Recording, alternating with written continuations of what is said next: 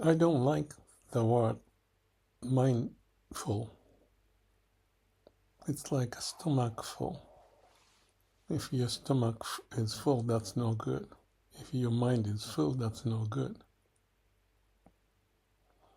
I was just feeling that it's getting chilly. And it's good that I know that it's getting chilly. If a mind is busy and full, I may not notice it and push whatever has to happen in mind may take over. But that's not quite healthy.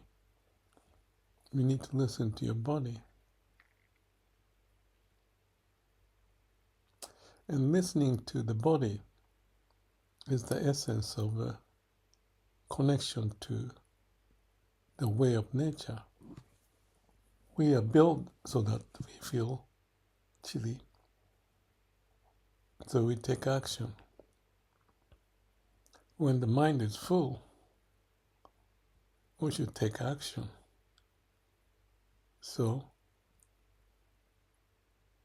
overfull of mind will not produce unnecessary outcome. And you can keep on adding more stuff in your brain, and we may continue to be a huge brain human in the future if you keep doing it. And then body get less and less, and what's left is like a mindful of a monster. It's like an AI. AI is doing it. More information. So mindful example is the AI, which can be good. So instead of us doing it as human, let AI do that part of it. And then we can just put something warm and feel comfortable instead of mind busy, caught up something and endlessly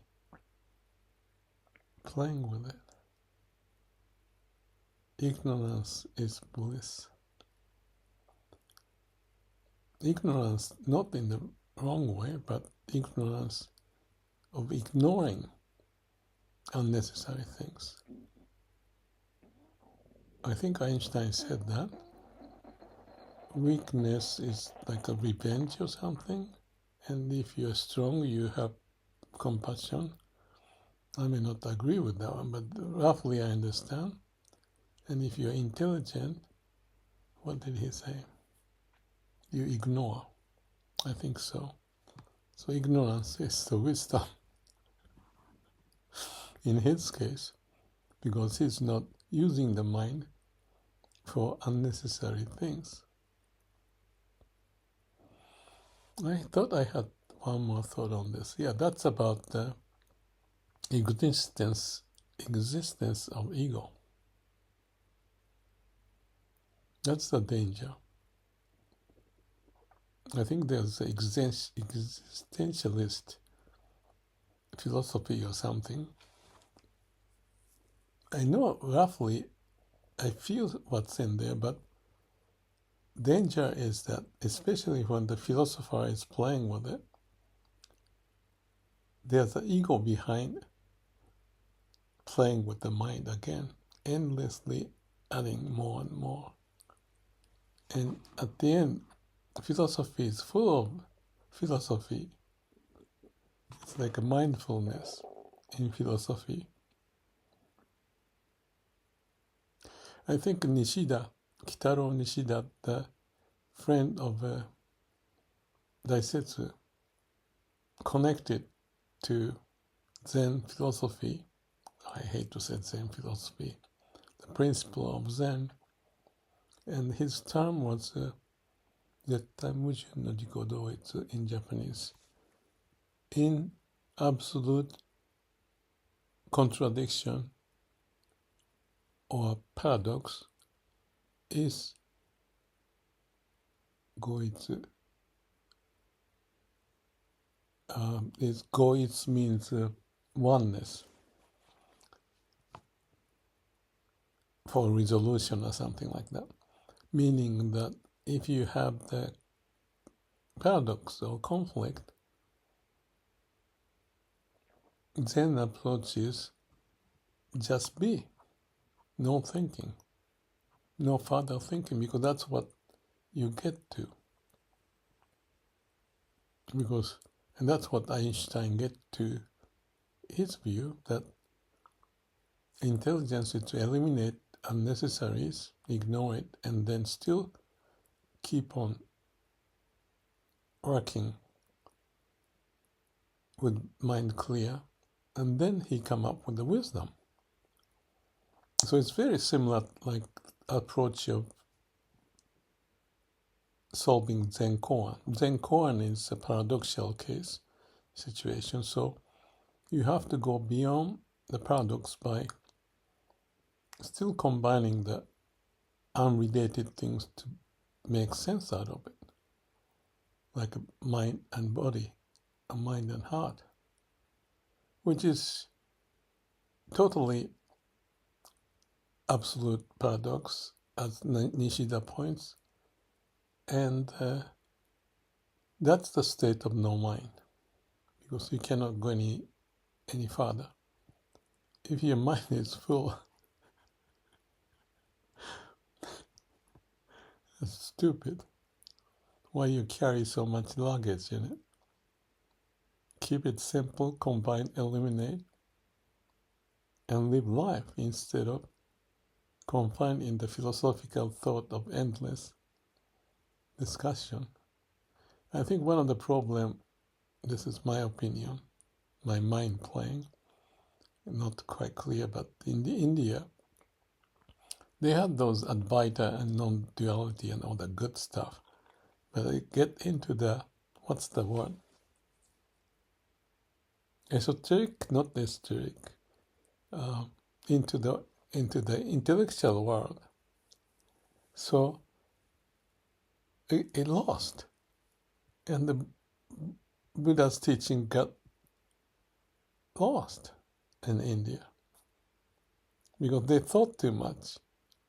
I think Nagarjuna and those Bodhisattva idea is quite good, to come back to the world instead of be enlightened and living in a cave, just peaceful. But when you come back, again you have the conflict or paradox of your awakening into some practice which you cannot easily do. So Bodhisattva's view is, don't go stay in nirvana, come back and do the work. That's so profound. And Shin Buddhism and Zen is meant to be like that. But authorities start to get some fantasy, great idea. It's necessary to say something and have some authority to keep things going. But the soul of it cannot be not in the concept.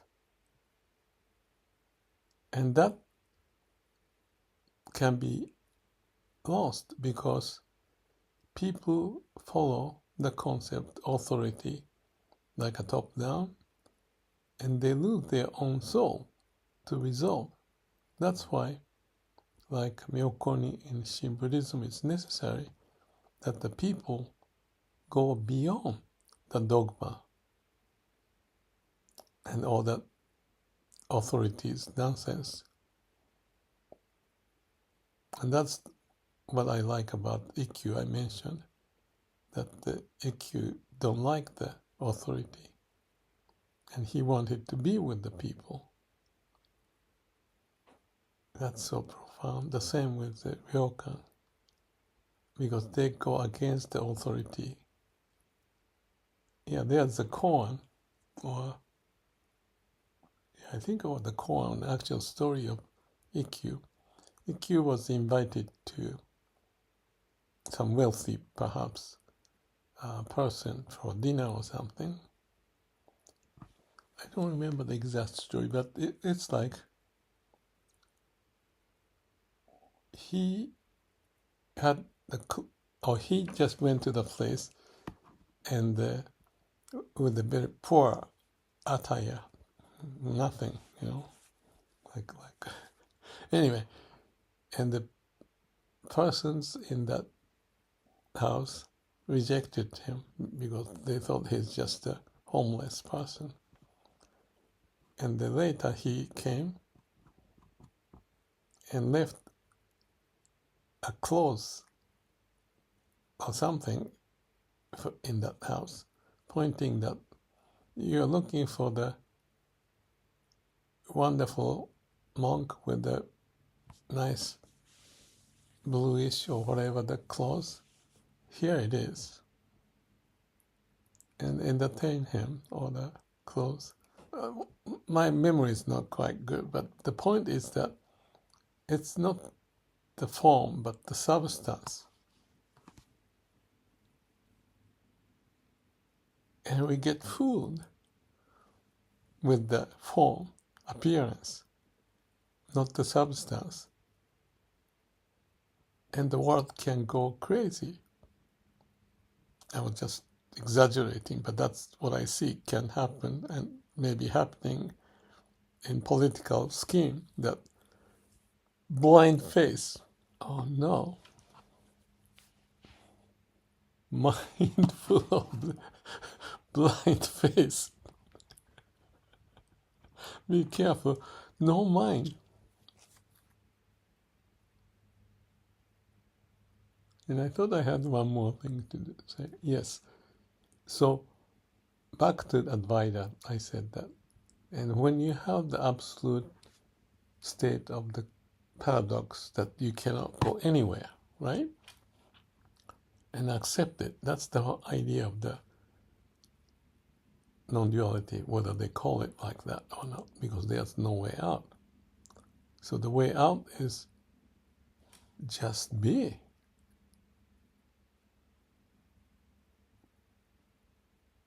And what it means is that I mentioned about when you get hurt, nature has a way to heal it. And when you're cold, you feel to do something. That's a simple act of being with the nature's way. That was built in us. But authority, dogma, ego doesn't get it. So the existentialism has to be addressing of the ego existence and let go. Otherwise, now you have a pain and suffering because of ego. And I believe, well, my intuition is mindful, kind of a word, is orienting in that direction. Not humble enough, not pure enough. There's no way mindful would be a good thing. You have to be not authority telling you, you have to be mindful. I want to slap the guy if there's someone saying something like that. That's the wrong attitude. And the word symbolizes, and that's why in Zen they talk about don't stand with the words, or words are to be left alone. Empty-minded is what it is. Mindless. Nothing. When you have that nothing in mind, you feel it. We feel it coldness and act on it, we should feel our delusion, hallucination in AI to address it. So, be simple.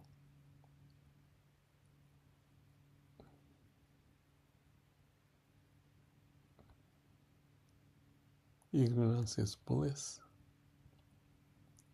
Not the point, lack of wisdom, but the wisdom in the true sense.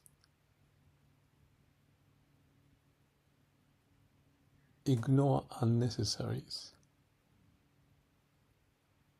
That's intelligence. That's what Einstein said. Simplify, combine, eliminate. Invert. That's Charlie Munger.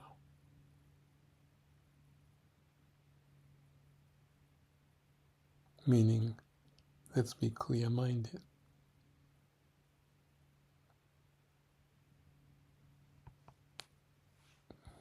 Just a thought. Dangerous thought. Have a good day.